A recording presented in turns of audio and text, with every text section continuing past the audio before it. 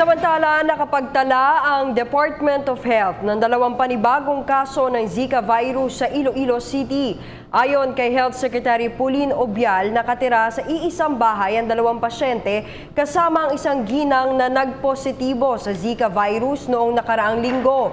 Nakaranas lamang umano ang mga pasyente ng mild skin rash at wala ng iba pang sintomas. Kumpirmado namang hindi buntis ang 3 bagong pasyente at kasalukuyang nagpapagaling na ang mga ito. Binisita naman ng DOH ang 88 nakapalibot na mga tahanan mula sa tinitirhan ng mga naturang pasyente para magsagawa ng environmental cleanup at fogging.